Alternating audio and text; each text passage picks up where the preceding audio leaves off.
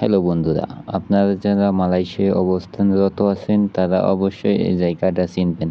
এই জায়গাটা বুকিট বিন্তাং প্যাভিলিয়ন, যেখানে কিনা দিনের বেলায় দোকানপাট বন্ধ থাকে, এমনকি রাতের বেলায় দোকানপাট খোলে, কারণ এখানে আপনার নাইট ক্লাবগুলো অতিরিক্ত বেশি।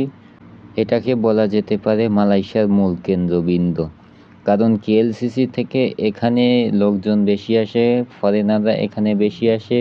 তো আমি বলতে চাই, আমাদের বাংলাদেশি ভাই ও বোনেদেরকে বলতে চাই, এখানে আসলে একটু চোখ কান খোলা রাখবে, কারণ এখানে ধান্দাবাজের অভাব নাই।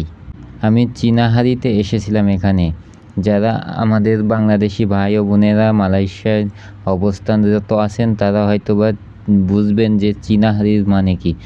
তো আপনারা দেখতেই পাচ্ছেন চীনাহারিদের অনুষ্ঠানে বুকিট বিন্তাং প্যাভিলিয়নের ভিতরে কত সুন্দর করে লাইটিং করছে, কত সুন্দর করে সাজিয়েছে। এখানে অধিকাংশ মানুষই আপনার চাইনিজ, যারা চাইনিজ তারা এখানে বেশি, কারণ আজকে চাইনিজদের অনুষ্ঠান, চাইনিজরা থাকাটাই স্বাভাবিক।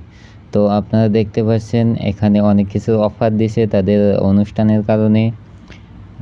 দেখছেন কত সুন্দর করে সাজিয়েছে। অধিকাংশ মানুষ আপনার চাইনিজ, এমনকি ফরেনাররাও এসেছে, আমেরিকান, যাকে মালয়েশিয়ান ভাষায় বলা হয় ওরাংপুতে। আমেরিকান, অস্ট্রেলিয়ান, জার্মান, ফ্রান্স এদেরকে ওরাংপুতে বলে ঘোষণা করে, কারণ তাদের রং সাদা। তো আপনারা যারা মালয়েশিয়ান অবস্থানরত আছেন তারা অবশ্যই জানেন যে চাইনিজদের এই অনুষ্ঠান খুব জাঁকজমকভাবে পালন করা হয়। আপনারা দেখতেই পাচ্ছেন কত সুন্দর।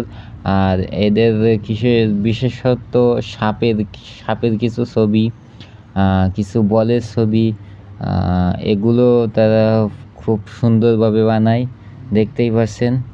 তো আপনারা যারা মালয়েশিয়ার প্রতিনিয়ত এমন ভিডিও পেতে চান তারা কমেন্ট করে জানাবেন, আর আমাকে সাপোর্ট করবেন, কারণ আমি নতুন কন্টেন্ট ক্রিয়েটার হিসাবে কথাগুলো সাজিয়ে গুছিয়ে বলতে পারি না। তো আশা করি আপনাদের ভালোই লাগবে, আর আমার সাপোর্ট করবেন যাতে সামনের দিনে আরও এগিয়ে যেতে পারি। আর একটা অনুরোধ রইল আপনাদের কাছে, আমার বাংলাদেশি ভাই ও বোনেরা যে যেখান থেকে দেখছেন আমার এই ভিডিও, যদি ফেসবুক থেকে দেখেন তাহলে ফলো করবেন, এবং ইউটিউব থেকে দেখলে সাবস্ক্রাইব করবেন। ধন্যবাদ।